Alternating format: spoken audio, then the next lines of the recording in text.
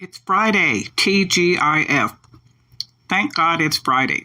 We're on our way into the weekend. Our episode today is called Get Started. You're going to see a picture of some bean soup that I've started. I love to start projects. I don't always finish everything, but we're going to talk about getting started, about how things end, about procrastination, and other fun stuff. So, thank you for joining us.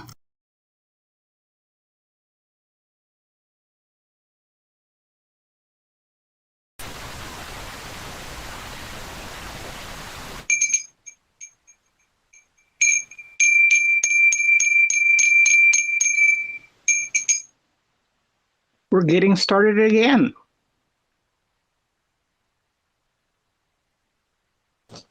Hey, I've learned a new word in Turkish. If you ask me how am I doing, I'll answer ben iyiyim, which in Turkish means I'm okay. Did you know that? Of course I know that. Türkçe konuşacağım. Ben de iyiyim means ben de, ben. Ben is I, and ben de means me. Iyiyim means I am at the end means to me. So ben de iyiyim, ben iyiyim. That's perfect Wow. Turkish. Yeah, I did not know you'd known that. Well, I speak Turkish.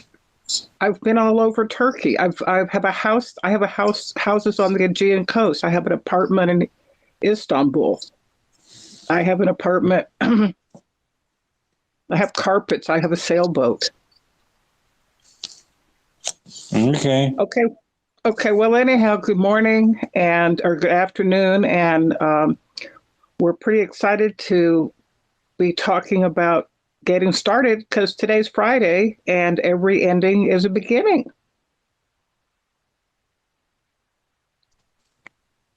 Who said that? I just said that. No, before you.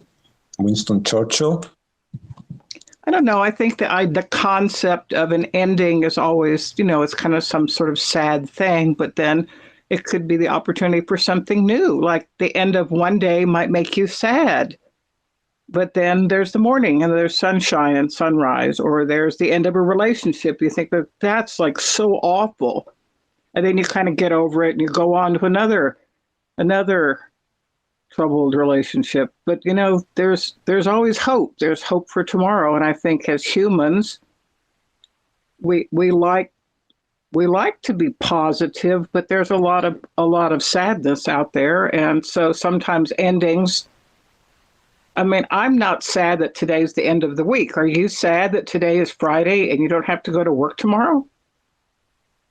Well, I wasn't until you mentioned that. Now I'm a little bit sad because I understand that every beginning has an end and every end has a beginning. And that makes my mind blow. I thought, what's your anxiety level? It's right now, like on 1 to 10 scale. Would that be 5? No. I'm at about a 3 because I'm laying in the dark. Nice. I usually sleep in the dark alone with my friend Jack. Daniels, you know him. Right. We've been JD. spouse. Are you with your friend? In my bed? No, I'm not with. No, I'm not with any friends in my bed. I got up and I kind of started making some soup that you can see on the cover shot. And then I had some coffee. And then I thought, well, let me go change the sheets on the bed and get ready. I don't know. I like to wash clothes and stuff like that. So I thought, well, maybe I'll just hang out here in the bedroom and we can make our discussion from here. But there's no one with me. I have a rabbit with me. It's a little stuffed animal. The rabbit, I don't know. The rabbit's not exactly in the bed. I don't know where the rabbit went. It's not a real rabbit. It's just a little toy rabbit. But on our cover shot, you can see our title is Get Started. And I like to start projects. I like to come up with ideas for stories and poems and art and things I'd like to do. And I love to start things. How about you? I didn't understand what you said. Did you say that you like to start things? I mean, I have a lot of creative energy, so I like to start things. Like I'm starting Oh. this multi-bean soup. I was at the grocery store and they had a huge bin. You could get all lentils, you could get all beans, you could get all peas, you could get, but then I saw this one big barrel that had all this mixed stuff in it. And I thought, well, that looks pretty interesting. So I used the scooper and scooped out some of that and took it home. And today I thought, I'm going to start making the soup. So I put Mhm. down a little bit of bacon and I put down some garlic. And then I kind of sauteed the beans a little bit. And now they're in the other room starting to cook.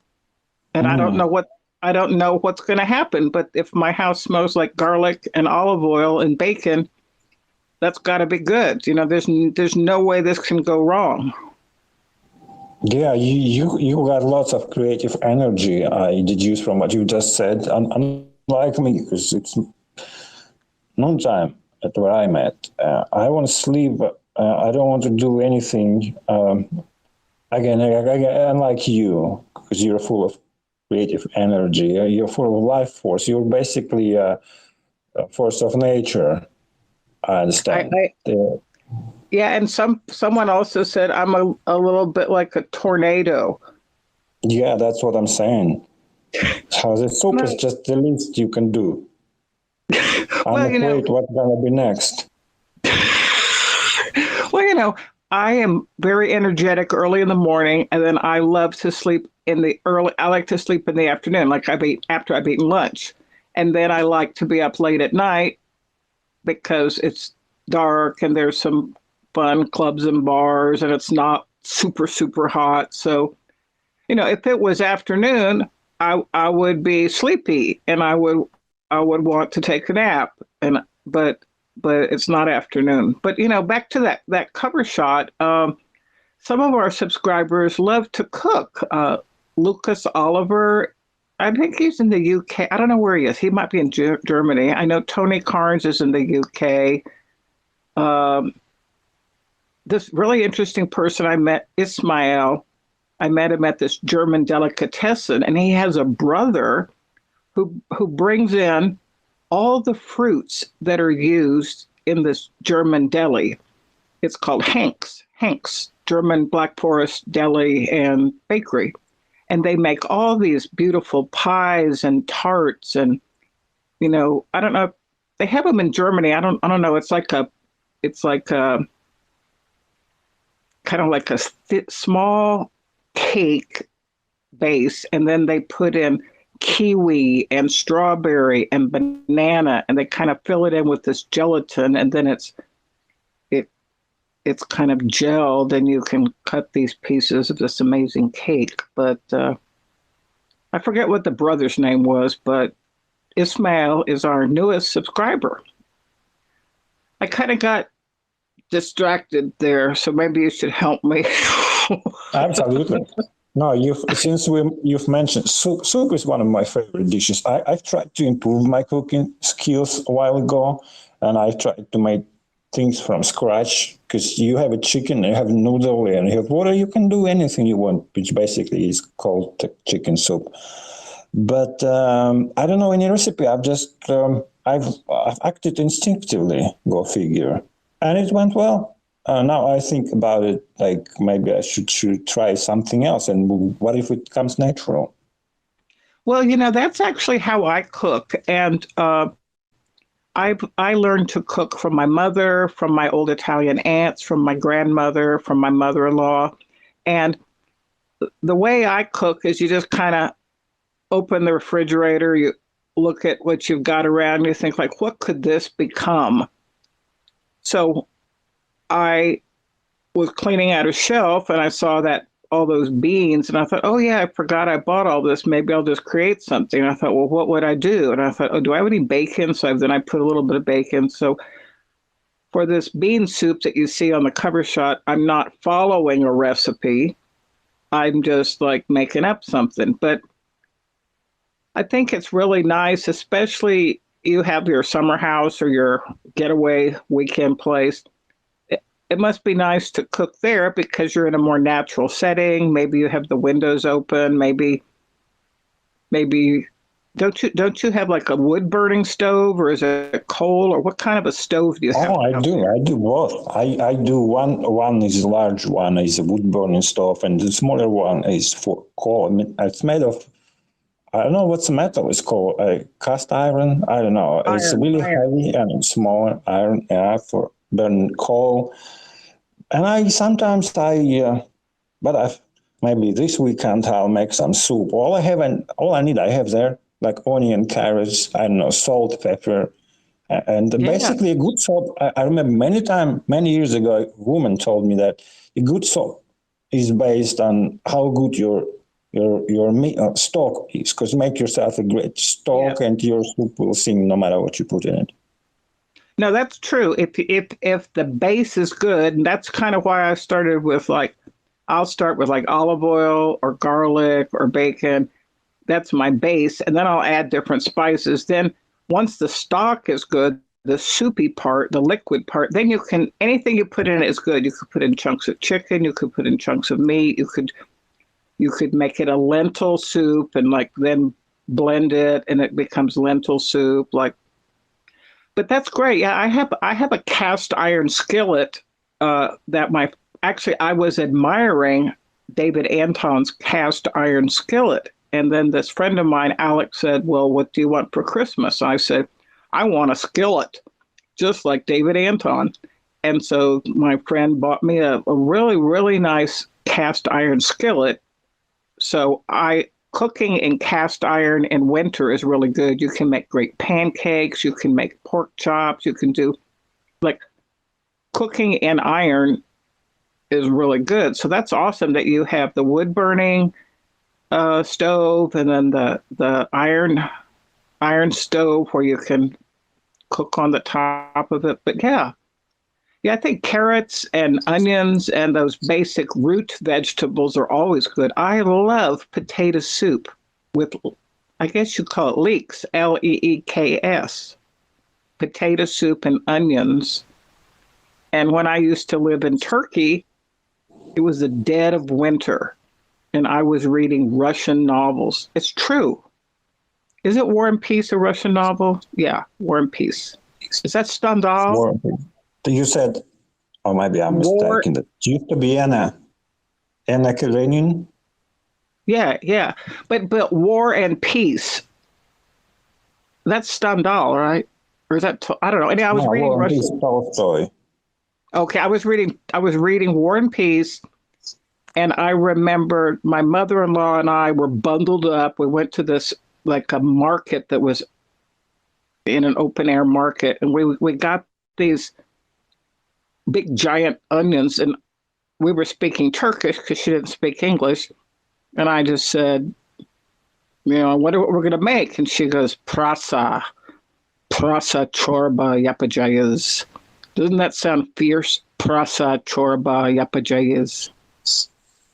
We're gonna make onion and leek. Well, you can say, yeah, when you're saying it, you can play with the music a little bit. So one way it could sound mean, or another way it may appear that you're talking about love. So it really depends on how you pronounce it. Well, it was cold, and the apartment building we live in back in those days in Ankara was heated by coal in the basement. So there was a little man that lived in the lower basement of this, maybe like 5-story apartment building, 8-story. And he was always shoveling coal. And all of Ankara was polluted with like coal, burning coal all over the place. So that's why I felt like I was in a Russian novel. But, I mean, I did say it in a little bit ominous way, but I could say, Prasa yapacağız, which means we're going to make onion soup. But it was snowing, and we decided we were tired of being inside, so we decided to walk to the market. So her voice was not so cheerful that day, but we brought back these giant onions, and we had potatoes, and I don't know, it was good. Whatever it was good. It was great.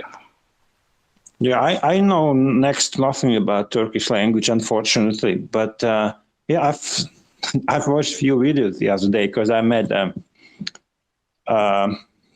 person who 10 years she lived in Turkey, and I Wait a wanted to. minute. Wait a minute. You met a woman? What?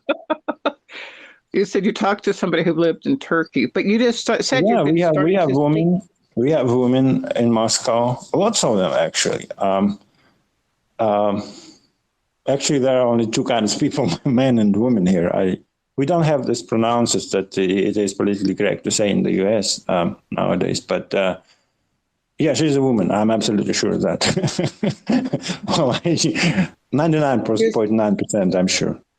Yeah, you sound really nervous as you're telling me the story. Because my anxiety level is like really high up. It's become astronomical. Let's anxiety check. What's your level on You're 1 to not getting 10? you're not going to get off that fast. You start off our episode by telling me you've now started speaking Turkish. Ben diyeyim. Yeah. I know you don't know Turkish. And then you tell me, "Oh, do you know Turkish?" And I say, "Yeah, I'm fluent in Turkish." Now, Oh. 10 minutes later, you told me that there's women and that there's someone that you once knew and that she's a woman. And then you start nervously laughing about how you're really sure that she's a woman. How do you know she's a woman? Well, this kind of thing is impossible to measure or verify in language.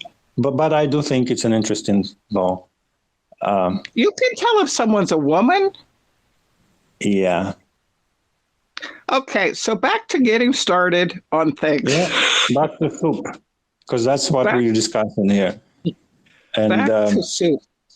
Yeah. Well, I love to cook, and part of this is just me. Part of my identity as a woman is I like to cook for a man. I like to cook for other people. I like to set a table and serve family and friends. So that's just part of who I am as a woman. And a lot of young ladies of this generation don't know much about cooking because they go out to eat all the time, or they order in, or they have something called Grubhub here in Dallas, where you just call a restaurant, you text them on your app, and the food arrives at the door, and some guy just hands you whatever it is you want. And you just, you don't even have to use money because you just pay online. But, I raised my daughters to know how to cook, and their husbands are fascinated. Probably one of the reasons they married my daughters. I mean, one is a young doctor, one's a lawyer, but they love to eat, and also these two guys also know how to cook as well. So cooking and eating is part of family life, but specifically for me as a woman, I like to cook and I like to create stuff. How do you feel about being a man and eating stuff? Eating, I'm not thinking about this, but cooking, I think the best cooks are all men, all of them. And I think that women find guys that can cook very attractive. That's not true at all. That is true. I already liked David Anton before I knew he could cook. And also a couple guys who said they want to cook for me. Hell no, I don't want you in my apartment. You need to go home. Well, I generalized, of course. Well, of course you generalize because you're guilty. I am. Maybe I am, unless I'm not. But I read it, and I was told a few times, and I overheard that people were discussing the subject, and they all said one thing, that men who can cook are very attractive. And I thought, damn, I should maybe be a cook, not a baker and not a lawyer or a fireman. I may be a cook. Not a mess cook again, but just a cook who can cook food. And maybe I'd be a chef if I'm successful. Well, would you like to be with the... Do I like to be with the man that can cook? Who's the chef in an Italian restaurant? Well, David's first cousin Eric is a professional chef chef in Jefferson, Texas, and he was hired by some of these high-end bankers from Houston, Texas, to open up this historic building, a venue to attract people to high-end eating. And they also have music, and it's in Jefferson. It's called 1852 on Austin Street. So Eric is a wonderful chef and just such a great person. And he has a great wife named Sage, and they have a little girl named Rayleigh. But I don't know, I think that people who are involved in creative endeavors, whether you're a painter or an artist or a musician or a cook, if you are doing something creative, I like that energy that you have. So there's some really great places to go here in Dallas where the shops are owned by women. There's a bakery called Lila's, and then there's there's just this other woman who makes all these banana popsicles and strawberry and fudge, and I find it very attractive, or I want to be around people who are doing something creative. You mentioned life energy, how you can create with your energy. I thought, how can I increase my life energy? Do you have any tips for it? Because you sound very professional at it. I am always down.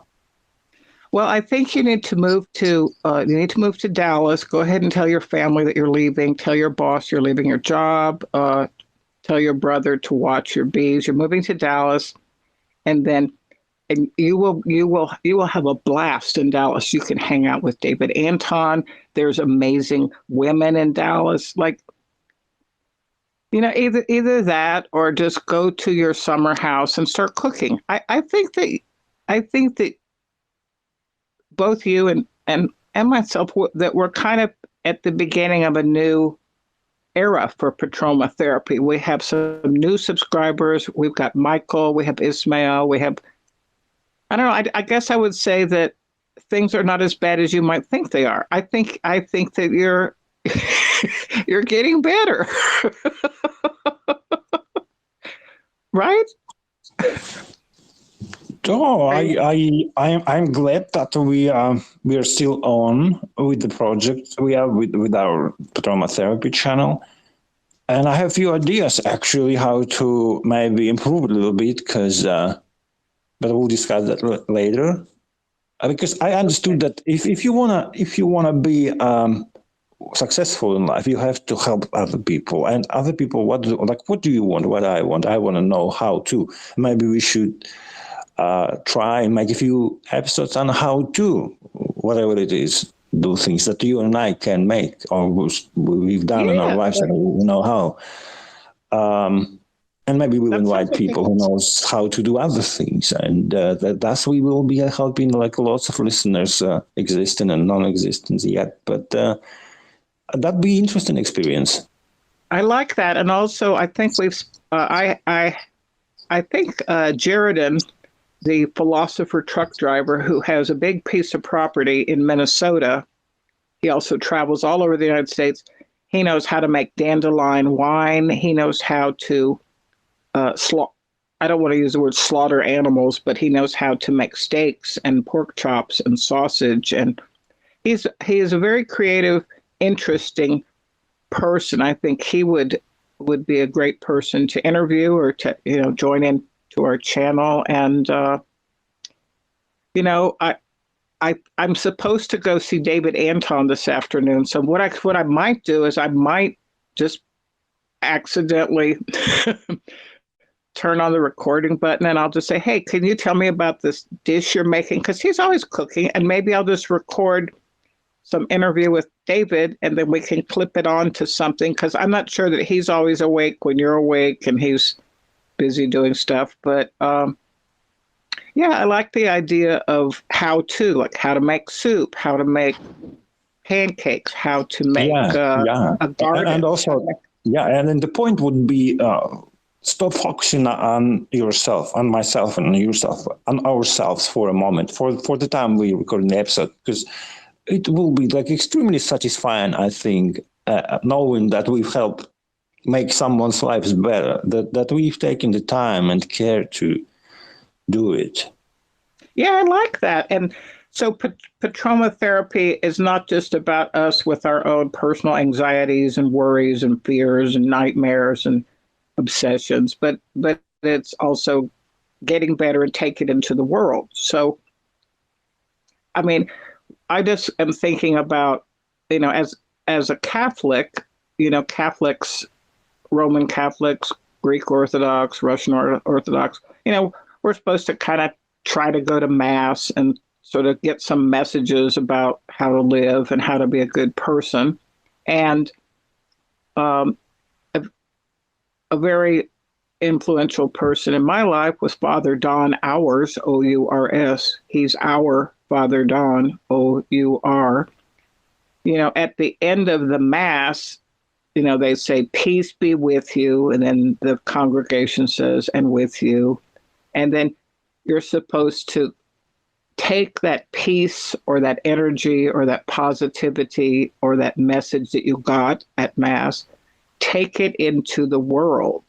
So, the purpose of going to Mass isn't just to sit there and think about like what an awful sinner you are, but, to be with other people, to sing, to listen to the Word of God, and then to go into the world. So I know that, all of our subscribers may not be very religious, but I think we all like to have a message of hope, or we all like to think, well, maybe there's some little bit of good we can do in the world. I like that idea you have. Okay, your anxiety level, is it up or down? I'm worried about Mark Stevens. I knew that it'd be up. Yeah. Yeah, also I turned off the air conditioner and my ceiling fan so that the sound would be really good. So like, I'm not exactly sweating yet, but it could happen at any moment. And so I'm waiting. It hasn't happened yet, but I'm anticipating the anxiety to start. Okay, we're moving somewhere. Yeah, and like you said before, wherever you go, there you are. Yeah. So do you Now procrastinate? Do you procrastinate? Do you put off paying the bills or some chore you have to do, like getting your brakes checked? Do you procrastinate, or are you on top of your to-do list? But I thought that me and you, we agreed not to curse, not to on the air. I just said, are you on top of your to-do list? Oh, no, I meant procrastinate. I thought you would get some sabbatical on me. No, what I'm saying is I like to procrastinate, which means I don't want to do it right now. Really? What do you procrastinate on? What do I procrastinate on? Yeah, just from the top of your head. Oh, I can't tell you. No, No. I think that maybe you procrastinate on things that you actually want to do. You just don't know it. Could that be the case? Yeah. No, I mean, for example, I owe somebody a very, very small amount of money, and I need to go drop by and pay that person that small amount of money. But also my therapist friend at Holy Trinity, Elia, it's her birthday today. So I also want to go by this barbecue place because she loves barbecue, and pick up some barbecue and just drop it to her office. So I'm not really procrastinating. I'm just rearranging the order of things. So I should go drop off this cash to Haley, but I'm probably not going to do it today. I'm going to go buy barbecue for Elia, and then Alex's back is hurting, so I have to go see what's happening to him. And then I'm also supposed to go, just stuff you have to do. Like I need to get my tires inflated a little bit more.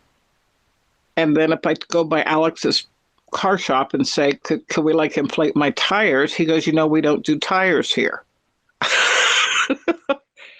So I have to stop by the Firestone station where I sometimes get repairs done, and I'll say, Hi, can you just inflate my tires? They go, you've come all the way over here for us just to inflate your tires. I go, yeah, I got a lot going on. So is that procrastinating or is that just rearranging today's schedule?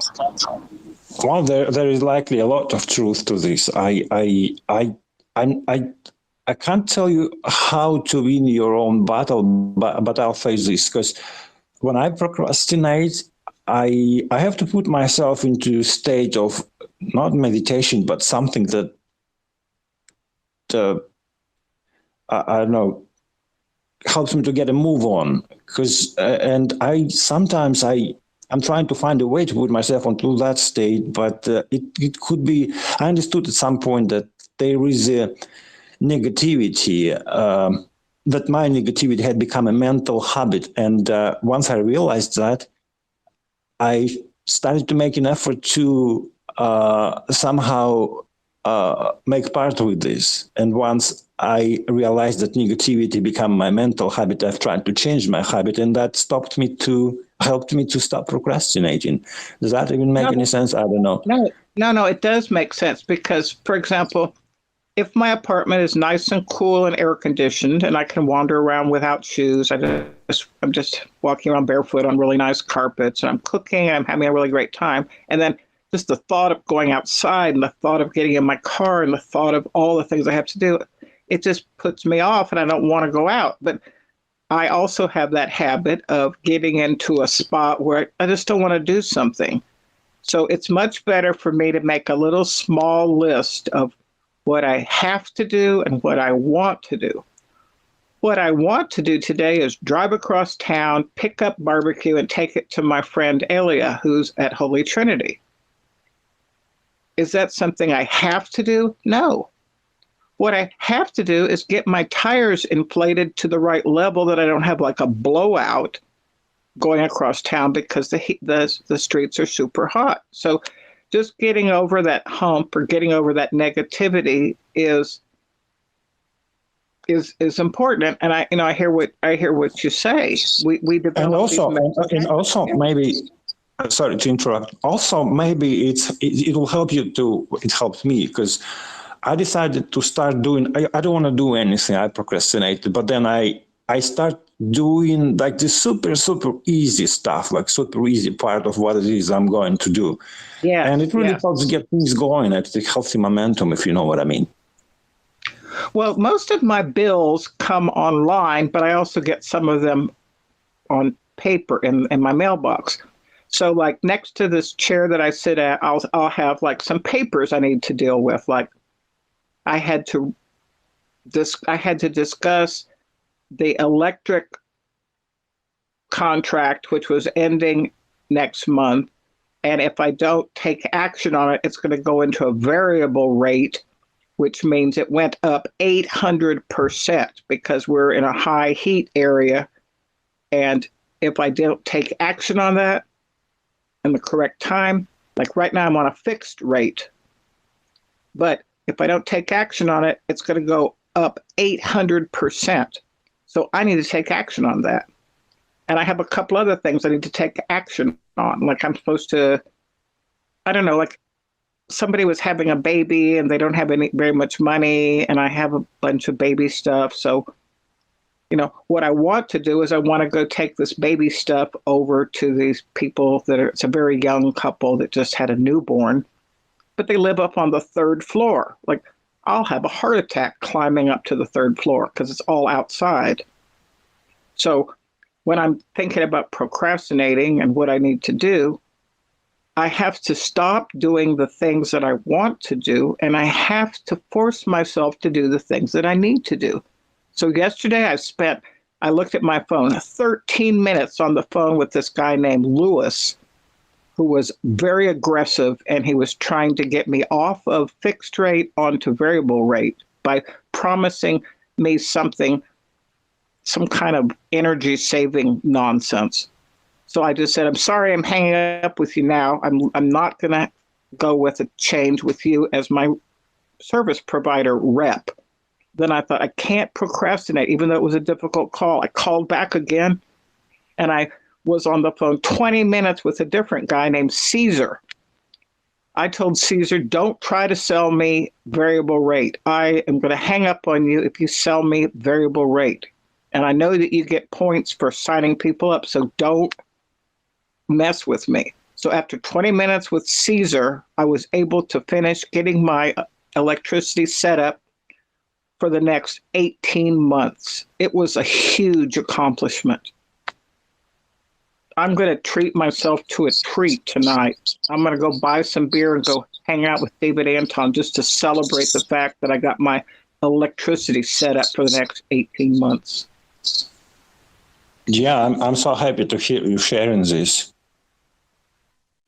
Yeah, I mean, it's no matter where you live, whether you live out in the country or in the city, or if you live in a high rise, or if you live, out on a ranch, just handling the basics of life, your electricity, your phone, your car, your bills, whatever, it takes time.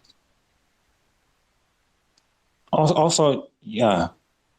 No, I was going to say that you said I've got to treat myself for the next 6 months. And I thought, well, that being kind to yourself and having positive thoughts, emotion will also be a huge part of overcoming procrastination too, with regards to other things. I thought you were going to say, I thought you were saying doing all these positive things were really helpful in avoiding prostate cancer. I don't know why would you think that, but it's an awful thing. I don't know why you come up with that. But I was on a less serious note. I'm not going to tell you. On a less serious note, if you told me that, I tell you what I thought when you asked me if I'm procrastinate. I was going to answer to you, I'll tell you later. That would be that would be procrastination. That qualifies procrastination. That's wisdom. There's certain things that we don't speak about on truth bombs. Online. They call it truth bomb. Yeah. No, I also a friend of mine gave me some seed packets, SEED, and one is for seeds for growing little cherry tomatoes. Another one is for growing zinnias, ZINNAS. Another one is for growing morning glories. So I took a carton, egg carton that was empty, and I put soil in the little holes, and then I misted the soil, and then I put in these morning glory seeds. And not everybody can grow plants from seeds. I must say that I do have a green thumb and I like to grow things. So I thought, I wonder if these seeds are old. I wonder if they're still, viable. But I thought, I'm just going to go ahead and start. I'm going to try and I'm going to start. And then I noticed 2 days ago, a tiny, tiny seed had sprouted. And then yesterday, a little bit more had sprouted. And right now I'm looking at this picture I have. I have 1, 2, 3, 4, 5, 6. I have 10 sprouted morning glory seeds in this egg carton. And that means that this is the beginning of a big vine that's going to be producing morning glories in the fall. And it'll be really great. So, I like that. I like starting things from seed. About a month ago, I was over at David's place, and he thought he was going to start growing garlic. And he lives in an apartment. I go, well, what do you got going here, David? He goes, I'm going to start growing garlic. I go, why don't you put it on your patio where all your plants are? He goes, I feel like seeing it right here. So right there on his bar, where he has all his bar equipment, he kind of had this garlic thing going. Was this related to anything that you had asked me as a question? Absolutely. Everything, 100%. That was spot on. Thank you. Hey, do you think we could wrap it up right now? Because I'm afraid that I gotta do what I have to do. Oh, okay. This thing you have to. You do your thing. I do my thing. How do you think we would be? Would that be okay if we wrap it out right here?